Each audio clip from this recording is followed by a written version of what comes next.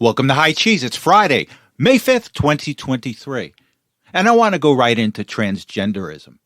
I spoke about transgenderism, I guess, 4 or 5 episodes ago. But I want to bring it up again because there's a lot going on with transgenderism as it relates to children.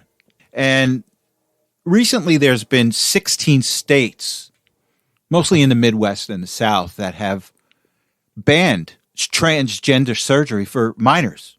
But most recently, there's 2 states, Washington and Oregon, that have passed bills that allow children as young as 15 years old to mutilate their bodies. In Washington, a law was passed that allowed runaway kids that are 15 and older to seek transgender surgery without their parents knowing. While in Oregon, a bill was passed that makes it essentially a right for a 15-year-old to get transgender surgery, again, without their parents' notification. Now, this flies in the face of what went on in Sweden. Now, Sweden's an extremely liberal country, and it was the first country to legalize the practice 41 years ago. However, the tolerant Scandinavian country saw a 1,500% increase in girls ages 13 to 17 saying they were transgender between 2008 and 2018. And guess what? Sweden rolled it back. And Sweden's National Bank of Health and Welfare said the rollback of rights for minors was necessary because little is known about the effects of these treatments over the long term, and the risks outweigh the benefits currently. And they realized their mistake and they've rolled it back because we don't know enough about this. And did I say we don't allow minors to get tattoos without parental consent? Can't buy cigarettes. But Oregon and Washington want children to be able to mutilate their bodies. Yeah, this just doesn't make sense. And here's the other thing I just wanted to talk about, too. And this is from Reuters. A Reuters investigation found out that many detransitioned people, and detransitioned are people that got mutilated, then changed their mind. They said, oh, man, I shouldn't have done that. And there's a lot of them. There are a lot of people that, and I'm talking about adults, too. For example, they were a biological man, but thought they were a woman, and they went through the surgery. Then they changed their mind. Oh, my God, I made a mistake.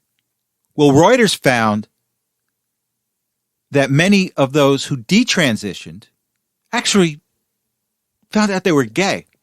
And with that said, where are the gay people on this? Where are the gay people saying, well, wait a second, little Jimmy is playing with a doll? Why are we taking them and mutilating their bodies? Because we think maybe they're a girl. Maybe they're just gay. So where are the gay people out there? Where are the gay people out there saying, well, maybe we shouldn't be mutilating bodies of children because instead of being a woman trapped in a man's body, maybe they're just gay. But the gay community is silent. Why? It's the same reason that the feminist community is silent on when transgender women are allowed to compete against real women in athletics. So it's not about the science. It's all about the politics. And it's shameful.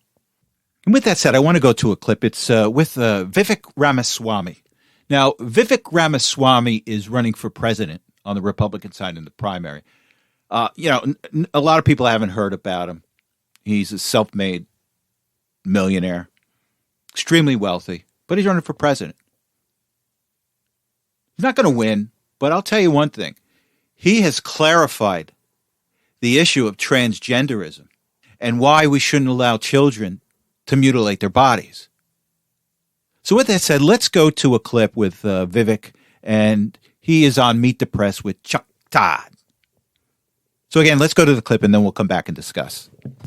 I don't think I'm denigrating the views of half the country. I mean, let's take the touchiest of those subjects right now on the trans issue.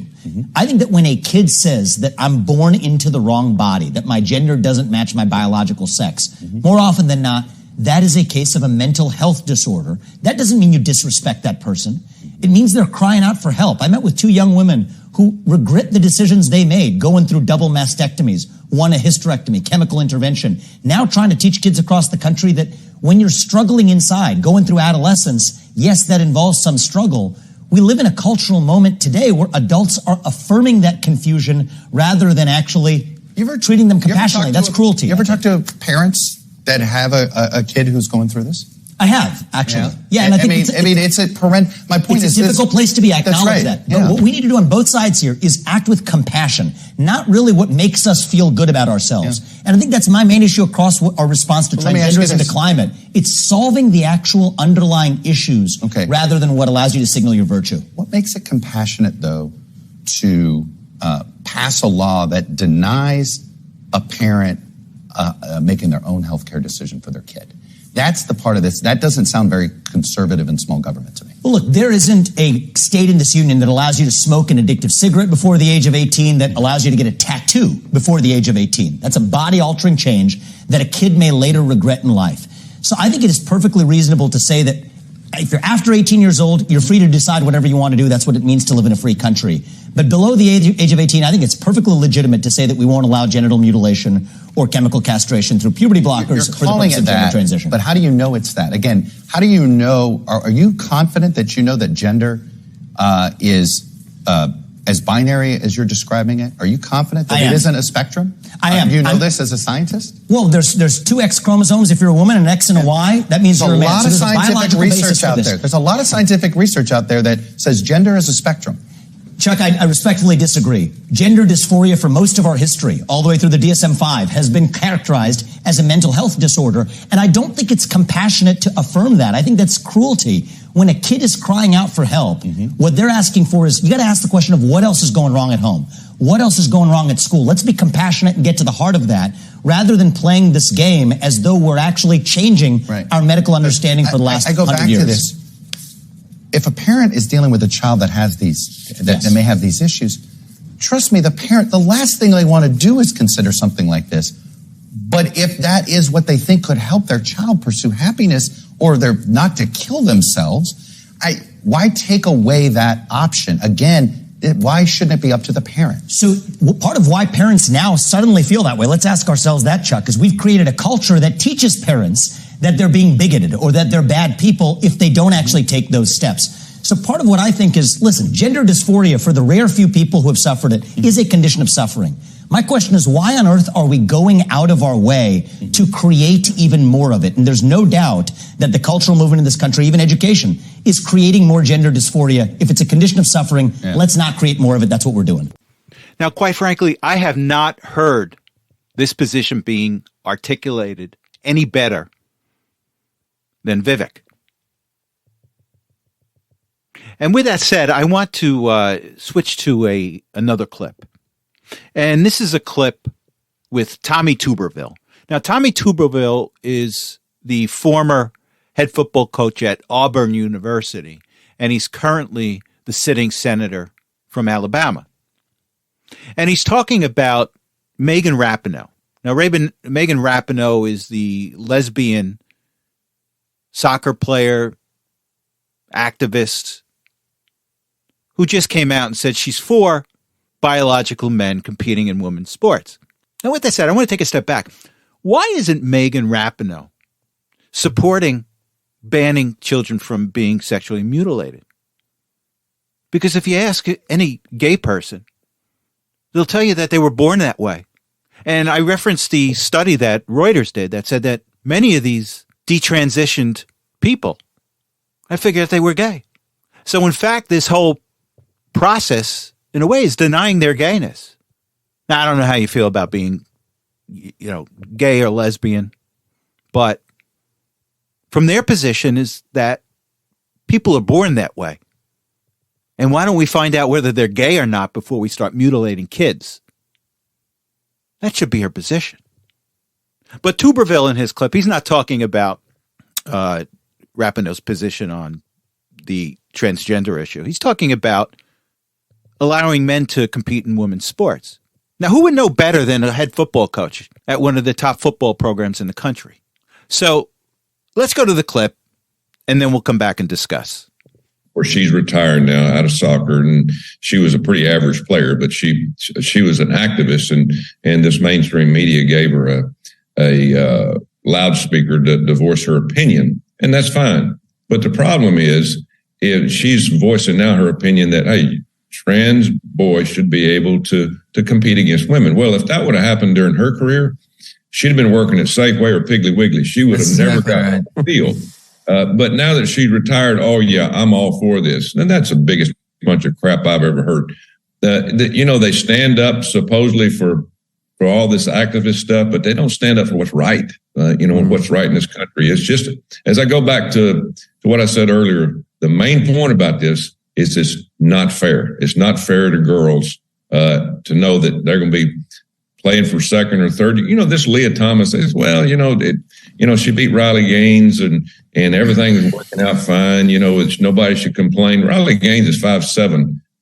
Leah Thomas was 6'4". You think that's fair? They're out of their mind. I mean, but the whole country right now is just going nuts. And Tuberville makes a good point. If you allowed men to compete in women's sports when Rapinoe was playing, she wouldn't have made the team. And what would her position be then? She probably would have been against it. She probably would have been the first people out there saying, oh, this is unfair. But she's already established her brand, and she's got to keep it going. So it's not about what's fair. It's not about any consistency in a position. It's about what's best for me right now. So she's got to keep her mouth shut about transgender children and how these transgender children may actually be gay. And we're denying their gayness. But she can't say that because she already got hers. She got to keep her brand going. And again, I just want to point out, this is their position. Gay people feel that they were born this way. However, they look the other way when it's about allowing children to mutilate themselves because that hurts her brand. She got hers, the heck with everybody else. So we shall see. All right, I want to spend a few minutes on artificial intelligence. And let me give you a simplistic definition of what artificial intelligence is. And I'm going to use Google as an example. Now, when you do a Google search for, say, flowers, tulips. So you type in tulips, and up comes all these recommended searches. Well, that information comes from somewhere, and that information comes from these massive storage warehouses that Google controls. So all this information that you get from Google, that's stored somewhere, and it's stored in these massive warehouses. And what artificial intelligence is that they have created a program that supposedly mimics the human thought process. And they've enveloped these warehouses with these programs. And as a result, they call it artificial intelligence, where they can make certain assumptions with things and pull them out, use them, extrapolate on different things to the point where they can produce a product that's similar to what a human could produce. For example, say I'm a student and I want to write a paper on William Shakespeare. Well, I can do my own research, write a paper up, or I can go to artificial intelligence, type in, write me a paper on William Shakespeare. And up will come a really nice, well-written paper on William Shakespeare. And so there's many, many, many ways where artificial intelligence can affect our lives, good and bad. Now, Elon Musk tells us there's danger, and there is danger. And he gives us an example. One of the examples that he gave us, he goes, look, you can have AI sway elections, sway certain public policy, because this AI can come out with a public policy in a well-written white paper that a political campaign can use. But the downside is it may be right and may be wrong. Because the weakness of artificial intelligence is that it's only as good as the people that are programming this artificial intelligence. So if you bring in biases, so if the person that's programming these artificial intelligence programs are biased, well, you're going to have a biased output. And a good example is there's this one radio commentator, Brian Craig. I watch him occasionally with my wife every now and then. And he was asking questions about Donald Trump and Joe Biden. And what came up as a result of his request is that, well, guess what? The information that came back on Donald Trump wasn't quite favorable. However, the Biden information was much better. And that's the weakness of AI. You're only as good as the people that are inputting the information into artificial intelligence. And with that comes biases. So you got to take all this with a grain of salt. Now, the other thing that concerns me about AI is this can be all pervasive. This can start operating our manufacturing facilities and other facilities. Now, you hear stories about doctors. Doctors are now going to be able to diagnose patients through AI. And again, that's only as good as the information that's been plugged into these Google databases, as well as the programs that have been created by these people. And I think the downside is that we put too much faith in this AI. For example, is artificial intelligence going to weave its way into our atomic facilities? Is AI going to weave its way into operating our factories? For example, my dad worked in a paper mill, and towards the end of his career there, they started bringing in computers to operate the machines. Well, what's going to happen if AI comes in, starts operating the machines, and AI determines that, well, paper mills, they're not good for the environment. So it has the capacity to then go in and wreck the machines because it determines that paper mills aren't good for the environment and therefore shouldn't exist. So there's a lot of downside to AI. I think what we have to realize is that we have to be careful where we allow it to go. Oh, and before I forget, it will dumb down humanity. There was this company that, when AI came out a couple of weeks ago, this company that was trading on the stock exchange, its stock plummeted because the company tutored children and students. And now with AI out there, you don't need a tutor students. All the kids have to do is just go on the computer and go to artificial intelligence and have them do their homework instead of being tutored. Let the computer do my work.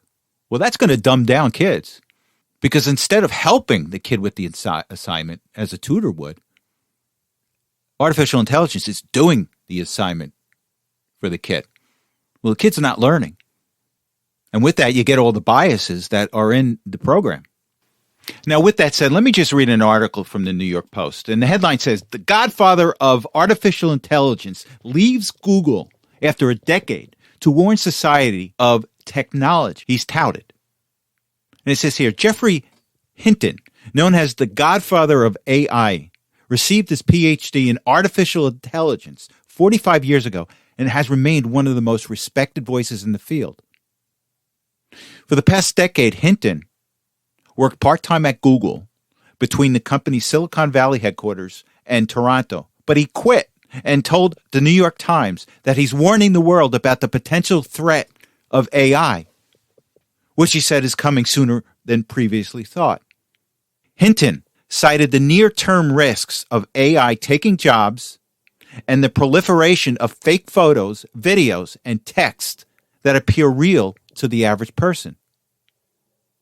In a statement to CNBC, Hinton said, "I now think the digital intelligences we are creating are very different from biological intelligence."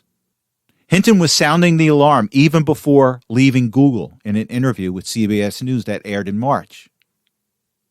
Hinton was asked what he thinks that the chances of AI just wiping out humanity. He responded, "It's not inconceivable. That's all I have to say." According to the Times, Hinton said he quit his job at Google so he could freely speak out about the risks of AI. Now, if you wanted to check out artificial intelligence for yourself, go to ChatGPT. ChatGPT. Now, you'll have to log in and create an account, but check it out for yourself. Ask it questions. Type in questions and think of yourself what the potential this has, and think how this could be a disaster if not handled correctly for humanity. So we shall see. Now, of course, there's no deep state. right? Yeah, sure. Now, John Solomon got his hands on an email from Mike Morrell, former CIA director. He's the one who coordinated the Hunter Biden laptop letter signed by 51 former intelligence officials that said that Hunter Biden laptop was Russian disinformation.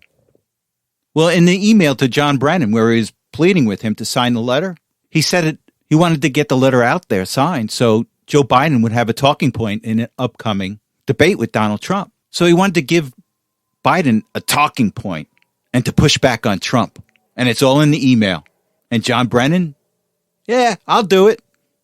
And they all knew it was fake. They all knew that it was a lie. And this is how the deep state works. It's all coordination. They all know each other. They all contact each other.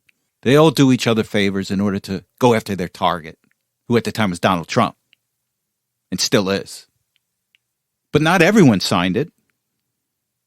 Daniel Hoffman, the CIA's former Moscow station chief, told Fox News that he declined signing the letter because there was no evidence of Russian involvement in the Biden laptop scandal. It was not up to us to speculate, Hoffman told Fox News. So I didn't sign the letter. I typically don't put my name to other people's words. And this is how they work.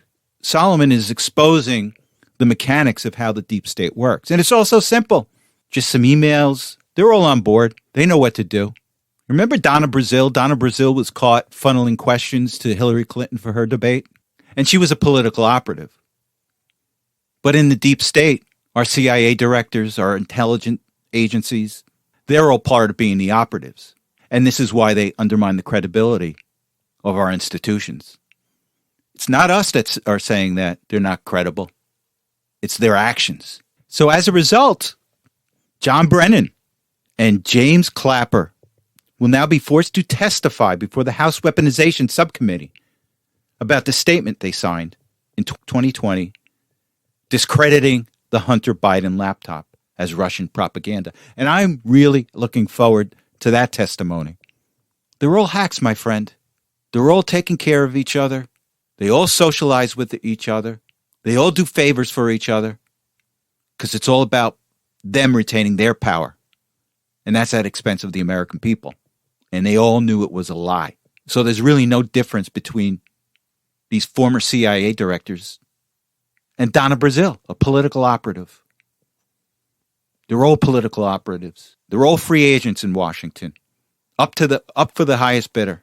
Services for the highest bidder. Services that will keep me in power. And that's what they're all about. And you wonder why we have no confidence in our institutions? You wonder why we have no confidence in our intelligence agencies? This is a perfect example. And there's got to be repercussions for this. This can't be ignored. Now, in a related topic, and this could be a bombshell, a whistleblower came forward and said that Joe Biden, during his time as vice president, was receiving cash from a foreign national for favors. And this has prompted Senator Grassley and James Comer of the House Committee on Oversight and Accountability to send a letter to the FBI to demand that the FBI produce an unclassified record alleging a criminal scheme involving then Vice President Joe Biden and a foreign national. The document, an FBI-generated FD 1023 form, allegedly details an arrangement involving an exchange of money for policy decisions. Comer issued a subpoena today following legally protected disclosures to Grassley's office. Quote, "We believe the FBI possesses an unclassified internal document that includes very serious and detailed allegations implicating the current president of the United States. What we don't know is what, if anything, the FBI has done to verify these claims or investigate further. The FBI's recent history of botching politically charged investigations demands close congressional oversight," Grassley said. The information provided by a whistleblower raises concerns that then Vice President Biden allegedly engaged in a bribery scheme with a foreign national The American people need to know if President Biden sold out the United States of America to make money for himself. Senator Grassley and I will seek the truth to ensure accountability for the American people, James Comer said. So this is a bombshell. If this is true, which from the actions of the deep state, it's likely true, this is clearly the smoking gun. So this likely has legs. I know that the mainstream media is trying to cover up. They're trying to laugh at it. Oh, the Grassley and Comer, they're asking for documents that they don't know exist. Well, the whistleblower says that they exist. And we have no reason to believe that Christopher Wray, who is of the same ilk as Brennan, Merrill, and the likes, would present that information to Congress. So we shall see. So I think a lot of us are aware of the exodus of people from blue states, high-tax blue states, to lower-tax red states. And with that said, let me just read an article here, and this is from CNBC. And the headlines say, New York and California lost over $90 billion in income to low-tax states during COVID. It says here, New York and California lost over $90 billion in income during COVID as taxpayers moved to other states, accelerating the trend of high earners relocating to lower tax states. New data from the Internal Revenue Service shows that New York State lost $25 billion in adjusted gross income due to outmigration in 2021, on top of $20 billion lost in 2020.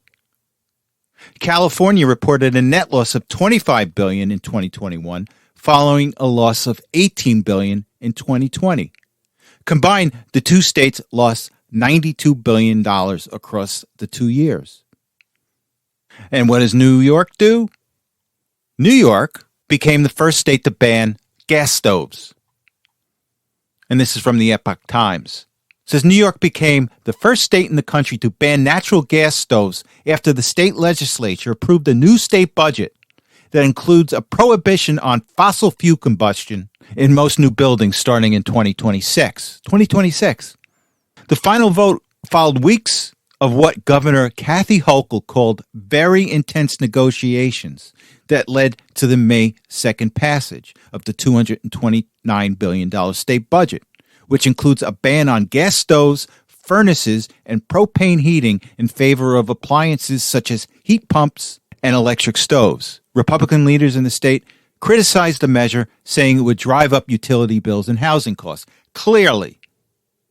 Now, to add insult to injury, part of that budget includes a cap and invest plan that could increase gas prices by 62 cents per gallon.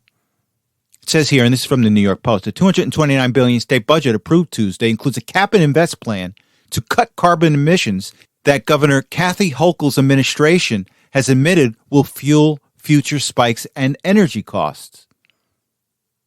Gasoline prices could increase by 62 cents per gallon, while natural gas costs might skyrocket 80%. This is absolutely insane. But what happened? I think it was a speech that Hochul made several months ago. Well, we don't want you here. If you don't believe in what we believe in, we don't want you here. Well, guess what? People are leaving, and you're greasing the skids for them. I absolutely do not know what these people are thinking in New York. They have no concept of economics. They think government should be run top down instead of bottom up, and people are leaving New York State in droves. And this is just a sign of stupidity. You can't tell me that Hochul doesn't see these statistics with a huge outflow of New York residents to lower tax states. And what does she do? She gives them more incentive to leave. This is absolutely absurd. Absolutely absurd. But New York and California, you're going to get what you ask for. And the chickens will come home to roost. And they already are starting. So with that said, thank you so much for listening. You have a good week, a safe week, and I will talk to you next Saturday.